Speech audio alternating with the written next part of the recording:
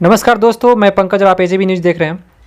दोस्तों, आपको पता है कि आज बिहार में शिक्षक बहाली को लेकर के कोर्ट में सुनवाई थी ब्लाइंड फेडरेशन को, जिसमें जो कुछ भी हुआ आपको लगभग पता ही है। चलिए आज हम लोग विस्तार से जानेंगे कि क्या कुछ हुआ कोर्ट के अंदर, क्या एजी साहब बोले और क्या जो हमारे विपक्ष के वकील हैं वो क्या बोले, ब्लाइंड के वकील जो है क्या बोले, और किस तरह से बहाली को खुलवाने के लिए एजी साहब प्रयास कर रहे थे और किस तरह से बहाली को टालने के लिए ब्लाइंड फेडरेशन वाले कर रहे थे।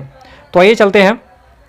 फेडरेशन ऑफ ब्लाइंड ने सरकार के 4% कोटा छोड़कर बहाली कराने के सुझाव नहीं माना। यानी कि एजी साहब जो कह रहे थे कि 4% कोटा जो है ब्लाइंड फेडरेशन के लिए, उनको छोड़ करके बाकी का जो बहाली हम पूरा करते हैं, लेकिन ब्लाइंड फेडरेशन वाले नहीं माने और उन्होंने वैकेंसी प्रक्रिया की गलत बताया और दोबारा आवेदन करने का मांग रखा। शिक्षक नियोजन मामले में पटना हाई कोर्ट में आज यानी कि शुक्रवार को सुनवाई हुई, लेकिन कोई आदेश नहीं निकल पाया। बताया जाता है कि नेशनल फेडरेशन ऑफ ब्लाइंड ने सरकार के सुझाव को नहीं माना और अपना सुझाव पेश किया, जिसके बाद राज्य सरकार के एडवोकेट जनरल ने कोर्ट से समय मांगा। अब अगली सुनवाई 31 मई की होगी। बता दें कि राज्य में प्राथमिक और मध्य विद्यालयों के शिक्षकों को 90,762 पदों और उच्च माध्यमिक विद्यालय के 30,020 पदों पर छठे चरण के नियोजन की प्रक्रिया चल रही है और इस पर हाई कोर्ट ने रोक लगा रखी है। इस मामले को सुनवाई शुक्रवार को सरकार की ओर से मेंशनिंग के बाद की गई। 4% को अलग कर बहाली प्रक्रिया आगे बढ़ाई जाए, एजी साहब कहना था। पूरे मामले पर दैनिक भास्कर ने नेशनल फेडरेशन ऑफ ब्लाइंड के जनरल सेक्रेटरी और वकील एसके रोंगटा से बात की। उन्होंने बताया कि कोर्ट में सरकार की ओर से सुझाव दिया गया है कि दिव्यांगों के 4% कोटा को छोड़कर बाकी पर नियोजन प्रक्रिया आगे बढ़ाने की अनुमति दी जाए। फेडरेशन यह मानने को तैयार नहीं हुआ। फेडरेशन ने कहा कि जब दिव्यांगों के लिए सही तरीके से वैकेंसी ही नहीं निकाली गई है तो इसे अभ्यर्थी अप्लाई भी नहीं कर सकते हैं। फेडरेशन ने यह सुझाव दिया कि फेडरेशन ने अपनी ओर से सुझाव दिया कि 15 दिनों के अंदर फिर से नोटिफाई करके दिव्यांगों से आवेदन मांग लिया जाए।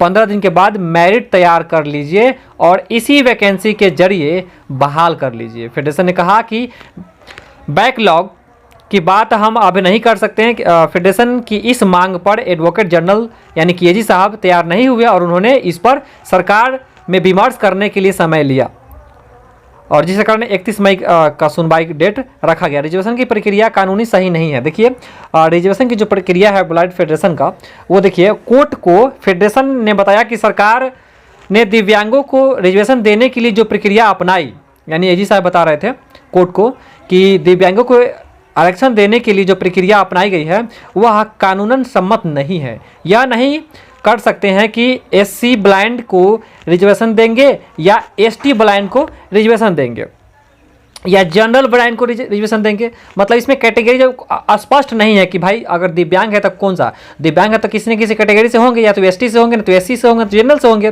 तो किसको दिया जाए ये क्लियर उसमें नहीं है। इसलिए सरकार को यह स्पष्ट करना होगा कि कानून सम्मत तरीके से सरकार किस तरह से दिव्यांगों को रिजर्वेशन देगी।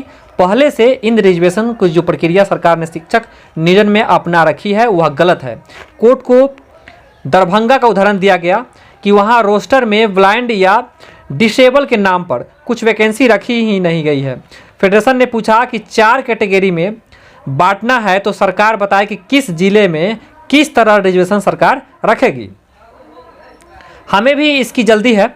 उन्होंने कहा कि सरकार की ओर से एडवोकेट जनरल ने कोर्ट में बताया कि दिव्यांगों की वजह से सभी लोगों की बहाली प्रक्रिया रुकी हुई है। इस पर नेशनल फेडरेशन ऑफ ब्लाइंड ने कहा कि हम भी चाहते हैं कि बहाली प्रक्रिया जल्द से जल्द पूरी हो।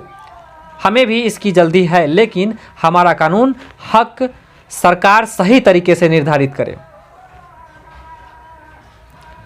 तो इस तरह से आज दिन भर कोर्ट में वार्तालाप हुआ, बहस हुआ और फाइनली कोई डिसीजन नहीं आया।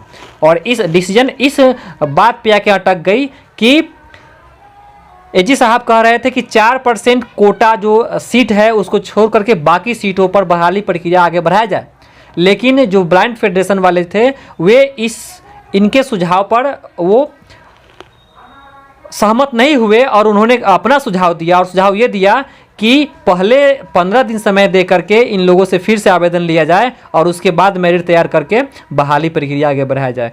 और इसी बात पर एजी साहब ने कहा कि ठीक है, ये बात है तो हम सरकार से विमर्श करने के बाद हम कुछ कर पाएंगे, क्योंकि अभी हम नहीं कुछ कर पाएंगे, और जिस कारण 31 मई का समय लिया गया।